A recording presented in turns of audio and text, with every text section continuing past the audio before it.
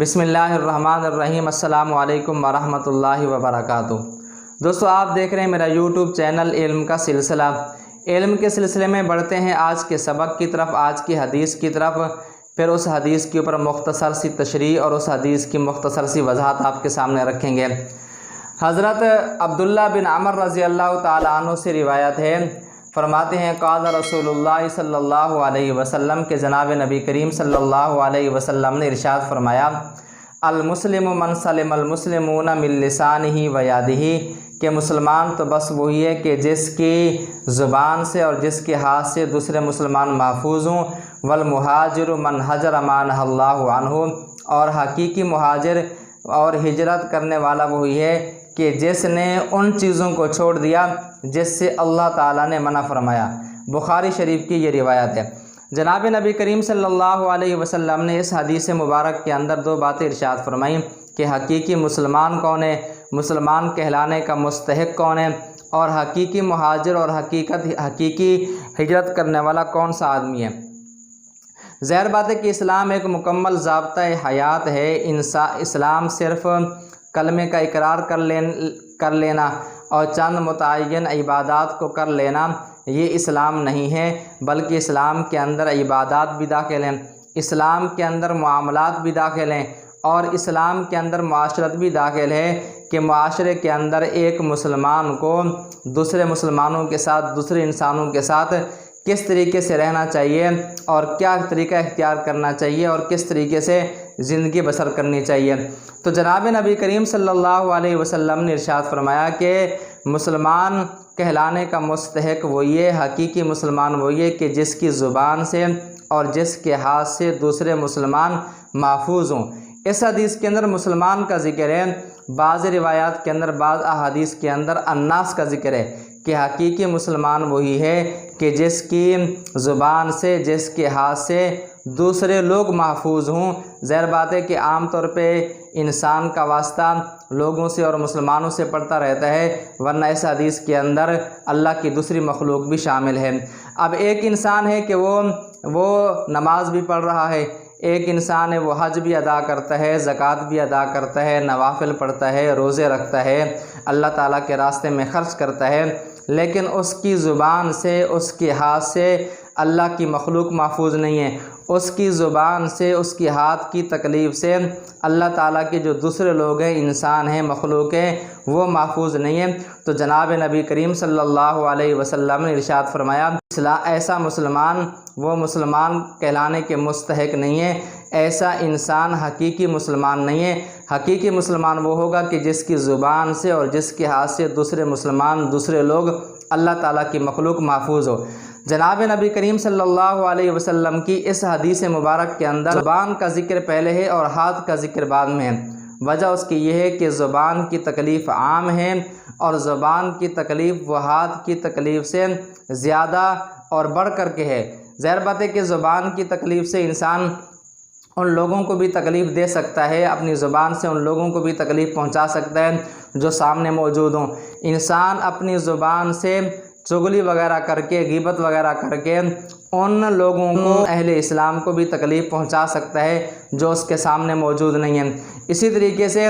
زبان سے انسان اس آدمی کو بھی تکلیف پہنچا سکتا ہے جو زندہ ہے، اور بعض دفعہ انسان اپنی زبان سے ان لوگوں کی بھی برائی کر رہا ہوتا ہے، جو بہت ہی سنگین جرم ہے، بہت ہی سنگین غلطی ہے کہ جو لوگ دنیا سے جا چکے ہیں،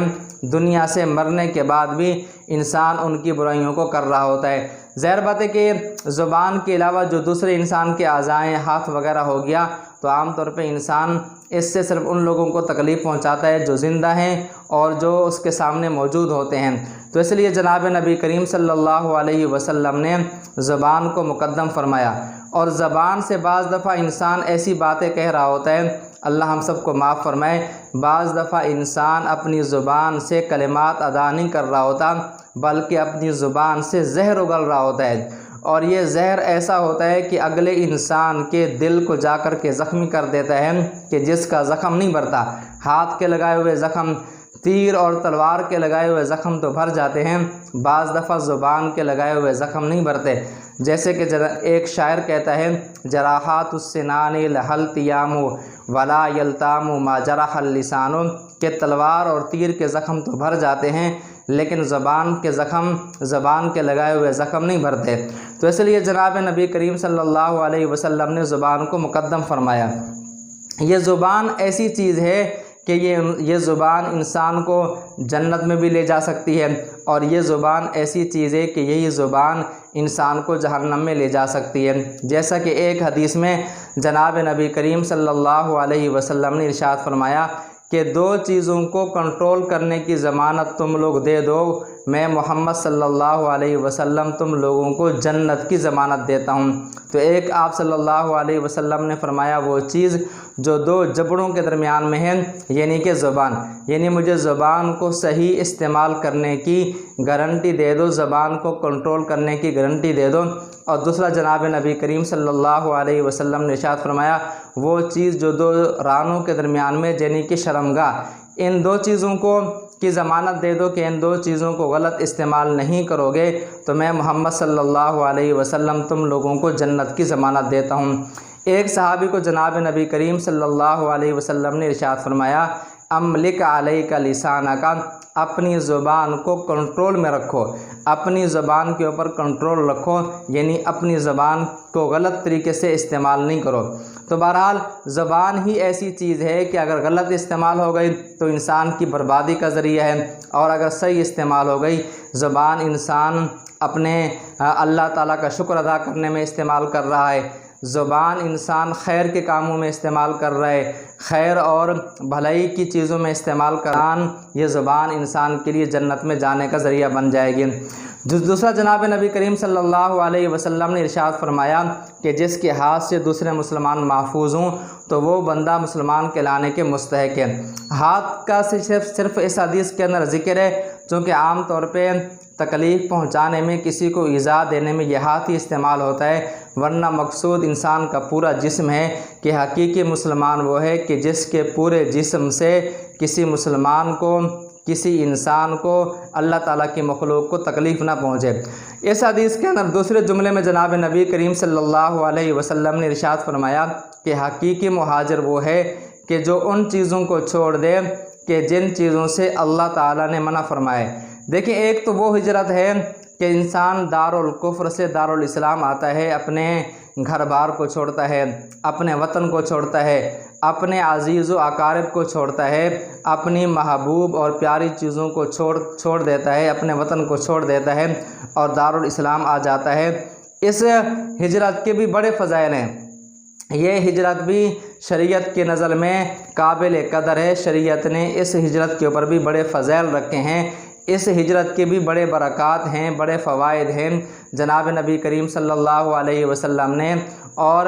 مہاجرین نے مکہ سے ہجرت کی اور مدینہ آ گئے، اپنی چیزوں کو چھوڑ دی، اللہ تعالیٰ نے ان کی تعریف فرمائی۔ لیکن حقیقی مہاجر وہی ہے، جناب نبی کریم صلی اللہ علیہ وسلم کا ارشاد ہے، حقیقی مہاجر وہی ہے، حقیقی ہجرت یہی ہے کہ انسان گناہوں کو چھوڑ دے، انسان گناہوں کو چھوڑ کر کے انسان اللہ تعالیٰ کی فرما برداری کی طرف آ جائے، انسان اللہ تعالیٰ کی بغاوت کو چھوڑ کر کے، سرکشی کو چھوڑ کر کے انسان اللہ تعالیٰ کی اطاعت کی طرف آ جائے، انسان گناہوں کو، انسان غلط کاموں کو چھوڑ کر کے انسان نیک اعمال کی طرف آ جائے۔ حقیقی مہاجر یہی ہے، اور یہ ہجرت ایسی ہے کہ جس کا تعلق انسان کی زندگی کے ساتھ ہمیشہ ہمیشہ کے لیے، اپنے وطن کو چھوڑ دینا، اپنے گھر بار کو چھوڑ دینا، اپنے عزیز و اقارب کو چھوڑ دینا اور دارالاسلام منتقل ہو جانا تاکہ انسان اسلام کے اوپر صحیح طریقے سے کاربند اور عمل ہو جائے، یہ بھی ہجرت ہے، لیکن یہ عارضی ہجرت ہے۔ حقیقی ہجرت کہ جس کا انسان کے ساتھ دائمی تعلق ہے، ہمیشہ ہمیشہ کا تعلق ہے، وہ یہ کہ انسان اللہ تعالیٰ کی منہیات کو، جن چیزوں کو اللہ تعالیٰ نے منع کیا ہے ان چیزوں کو چھوڑ دے۔ تو جناب نبی کریم صلی اللہ علیہ وسلم نے فرمایا کہ یہ حقیقی مہاجر ہے اور یہ حقیقی ہجرت ہے۔ بہرحال اللہ تعالیٰ ہم سب کو جناب نبی کریم صلی اللہ علیہ وسلم کی احادیث کے اوپر، آپ صلی اللہ علیہ وسلم کی باتوں کے اوپر عمل کرنے کی توفیق نصیب فرمائے۔ ملتے ہیں نیکسٹ ویڈیو کے ساتھ۔ السلام علیکم ورحمۃ اللہ وبرکاتہ۔